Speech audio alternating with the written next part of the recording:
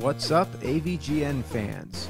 Sorry there hasn't been a new episode in such a long time.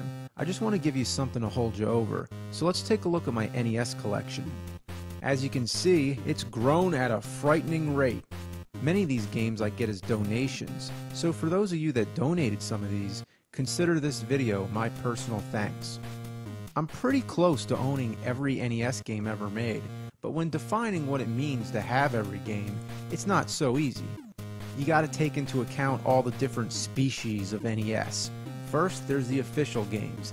They usually come in regular gray cartridges. Some of these were only released in the United States, and some of them were only released in Europe. It's not easy to find a list that accounts for all of them. Then you have all the unlicensed games. These were games made without Nintendo's official seal of approval. The most common of these companies must be Tengen. They usually come in black, but sometimes gray. But like I said, they were pretty common. I remember renting some of these from the video store. I'd see it and go, oh wow, that's a weird looking game.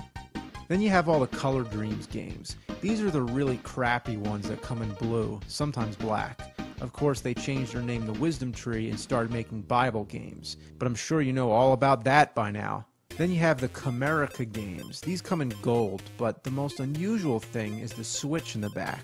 Position B, only use this position if the game does not work with position A. Well, that explains a lot. And check this out. Do not drop, do not get wet, do not leave in direct sunlight. Interesting. Can you feed it after midnight? Then there's the Sachin games. This is when you're really scraping the bottom of the shit barrel. NES lists don't even count these. Look at this, Hellfighter, ooh. And I have no idea what this is all about. There's so many other obscure game companies, I won't mention them all. There's some games which are so rare, like Stadium Events and Nintendo World Championship, that it's pretty much impossible I'll ever get those, unless it's a reproduction cart.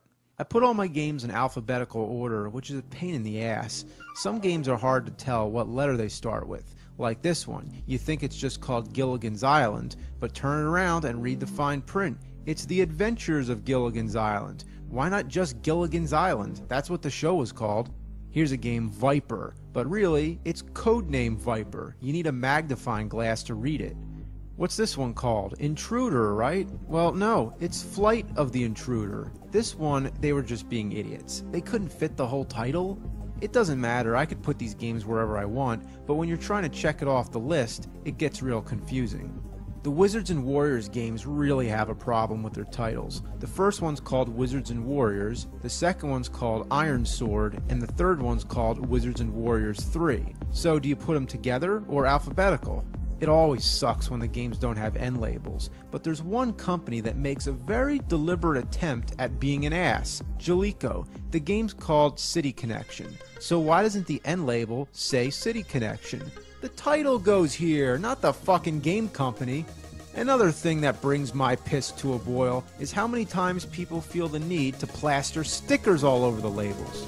If you have a video game store, do us a favor, don't put the stickers on the side. It's inconvenient when you can't read the title, and even if you try to peel them off, it ruins it. Check this out, Hide Lide's 99 cents. This piece of shit's not even worth that much. Oh, and look at this, please rewind. This isn't a videotape. How am I supposed to rewind a fucking game? Some games come in really bad shape. Look at this one. Like, what happened? How did it get like this? I would never do this. I take good care of my games.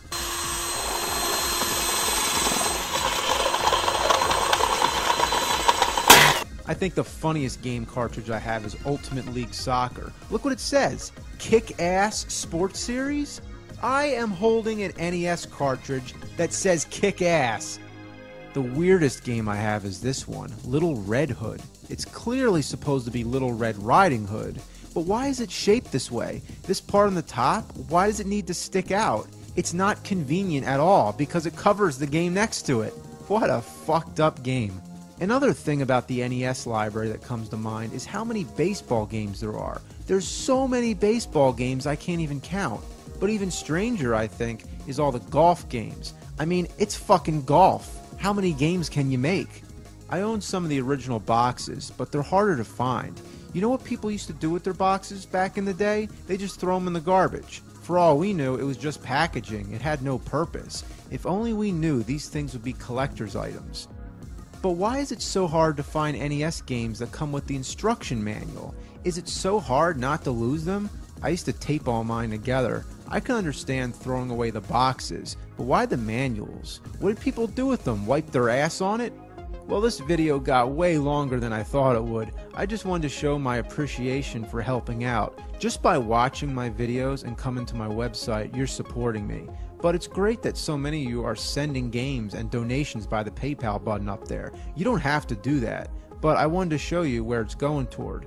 I also have to buy DV tapes to shoot the videos, DVD-Rs to record the game footage, and hard drives to store all the data. So there's a lot going on behind the scenes that most people don't know about. So I just want to say thanks for helping out.